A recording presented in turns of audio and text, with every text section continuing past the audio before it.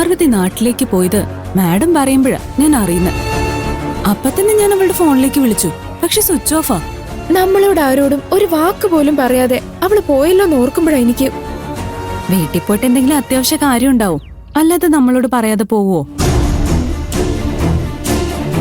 മീര, പാർവതി നാട്ടിൽ പോയോ? സിസിലി ചേച്ചി പറഞ്ഞു. അല്ല, നിങ്ങളോട് പറഞ്ഞിട്ടാണോ പോയത്? അല്ല, മേഡത്തിനോടല്ലാതെ വേറെ ആരോടും അവൾ ഒന്നും പറഞ്ഞിട്ടില്ല. അങ്ങനെയാണെങ്കിൽ പെട്ടെന്ന് തീരുമാനിച്ചതായിരിക്കും. അല്ല, അവളുടെ വീട്ടിൽ എന്തെങ്കിലും വിശേഷമുണ്ടോ? ഹാ, വിശേഷം നടന്നത് അവളുടെ വീട്ടിലല്ല, പിന്നെ മുക്തിയും അവളും ജോലി ചെയ്യുന്ന ഗാർമെന്റ്സില്. അവിടെ നടന്ന വിശേഷം എന്താണെന്ന് ചോദിക്കും. മോഷണം നടത്തിയ ആളെ കൈയോടെ പിടിക്കുകയും ചെയ്തു. മോഷണ മുതൽ സഹിതം. മോഷണം നടത്തിയ ആളുടെ പേരറിയണ്ടേ? പാർവതി. ദേ, പാർവതി കുറിച്ച് എന്തെങ്കിലും അനാവശ്യം പറഞ്ഞാലുണ്ടല്ലോ. ഇവളുമാരും കൂടെ അറിഞ്ഞുകൊണ്ടുള്ള കളിയാണെന്ന് ആർക്കറിയാം? ചിലപ്പോ ആയിരിക്കും. അതിനു വേണ്ടിയായിരിക്കും പല റൂമുകളിൽ താമസിച്ചിരുന്ന 4 എണ്ണം കൂടി മാഡത്തിന് സോപ്പിട്ട് ഒരു മുറിയിൽ താമസാക്കിയത്. മോഷണം പ്ലാൻ ചെയ്യുന്നത് ഒരു ഈച്ച പോലും അറിയില്ലല്ലോ. ദേ, വായി തോന്നൊക്കെ പറഞ്ഞോണ്ടല്ലോ. ആ, ഞങ്ങൾ പറയുന്നത് നിങ്ങൾ വിശ്വസിക്കണമെന്ന് യാതൊരു നിർബന്ധവും ഞങ്ങൾക്കില്ല. നിങ്ങൾ വിശ്വസിച്ചില്ലെന്ന് വെച്ച് അവൾ ചെയ്ത മോഷണം തേഞ്ഞു മാഞ്ഞു പോവുകയില്ല. എക്സ്പോർട്ട് ചെയ്യാൻ വേണ്ടി റെഡിയാക്കി വെച്ചിരുന്ന ഡ്രസ്സ് അവള് മോഷ്ടിച്ച് ഫുട്പാത്ത് കച്ചവടക്കാരന് വിറ്റു. കുറെ ദിവസമായി അവൾ ഈ പരിപാടി തുടങ്ങിയിട്ട്. പക്ഷെ ഇന്ന് കൈയോടെ പിടിക്കപ്പെട്ടു. നാട്ടുമ്പുറത്തിന്റെ നന്മയും ഗ്രാമത്തിന്റെ വിശുദ്ധിയുള്ള മനസ്സും തേങ്ങ കൊല. ആ മനസ്സിൽ അപ്പടി കുരുട്ട് ബുദ്ധിയാ.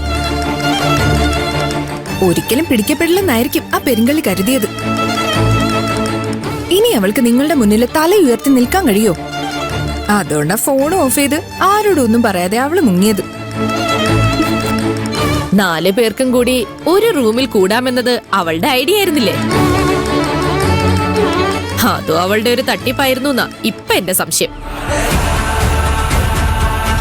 നിങ്ങളുടെ പെട്ടിയിൽ നിന്നും ബാഗിൽ നിന്നും ഒക്കെ ഈസി ആയിട്ട് സാധനങ്ങൾ അടിച്ചു മാറ്റാനുള്ള അവളുടെ അടവായിരിക്കണോ അത്? നിങ്ങൾ വേഗം പോയി നിങ്ങളുടെ പെട്ടി ബാഗ് ഒന്ന് പരിശോധിക്കും. എന്തെങ്കിലും നഷ്ടപ്പെട്ടിട്ടുണ്ടെങ്കിൽ പെട്ടെന്ന് തന്നെ പോലീസിനെ വിളിക്ക്. വഴിയിൽ വെച്ച് പോലീസ് അവളെ പൊക്കിക്കോളും. ചെല്ല്. ഒരു പെൺകുട്ടിയെ കുറിച്ച് നട്ടാ മുളയ്ക്കാത്ത നുണകൾ പറഞ്ഞു നടക്കരുത്. പാർവതി ഗാർമെന്റ്സ് ഇന്ന് ഡ്രസ്സ് മോഷ്ടിക്കുന്നത് നീ കണ്ടോ? ഞാൻ കണ്ടു.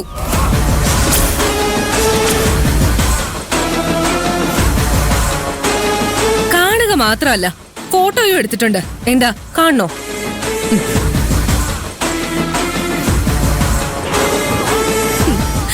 എപ്പോഴും എല്ലാവരുടെയും മുന്നില് മുഖം നിറയെ ക്യൂട്ട്നെസ് വാരി തേച്ചിടപെടുന്ന പാർവതിയുടെ മുഖം കണ്ടില്ലേ?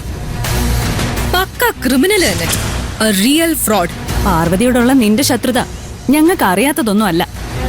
ഇത് നിന്റെ നാടകമാണെന്ന് മനസ്സിലാക്കാനുള്ള ബുദ്ധിയൊക്കെ ഞങ്ങൾക്കുണ്ട്. നിനക്കോ ബുദ്ധിയോ? നിനക്ക് 10 പൈസയുടെ ബുദ്ധി ഇല്ലാന്ന് ഞാൻ പറയും. ബുദ്ധിയുണ്ടെങ്കിൽ നീ ഒന്ന് ആലോചിച്ച് നോക്ക്.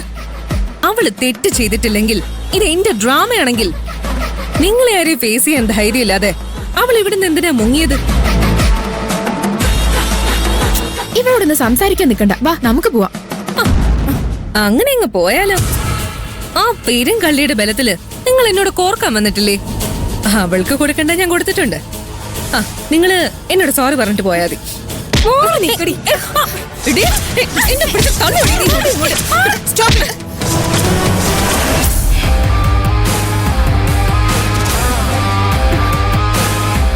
മുക്ത, നീ കാരണം ഇനി ഇവിടെ ഒരു പ്രശ്നം ഉണ്ടാകരുതെന്ന് ഞാൻ നിന്നോട് പറഞ്ഞല്ലേ? പ്രശ്നം ഉണ്ടാക്കിയ ഞാനല്ല മാഡം. ദേ, ഇവരാ. പാർവതി ഇവള് കള്ളിന്ന് വിളിച്ചു മാഡം. അവള് കള്ളി തന്നെയാ മാഡം. ഞാൻ ദൃക്സാക്ഷിയാ. മുക്ത, ഞാൻ കള്ളം പറഞ്ഞതല്ല മാഡം. എന്നെ ഇവിടെ വിളിച്ചു വരുത്തിയത് പാർവതിയാ.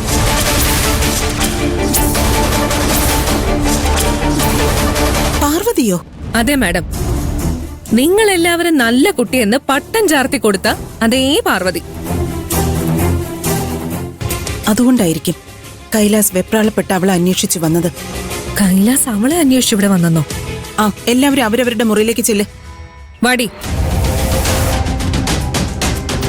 അവള് വെറുതെ പറഞ്ഞതാ മാഡം. പാർവതി ഒരിക്കലും അങ്ങനെയൊന്നും ചെയ്യില്ല. അവള് പറയുന്നതൊന്നും മാഡം വിശ്വസിക്കരുത്. നിങ്ങൾ നിങ്ങളുടെ റൂമിലേക്ക് പൊയ്ക്കോ.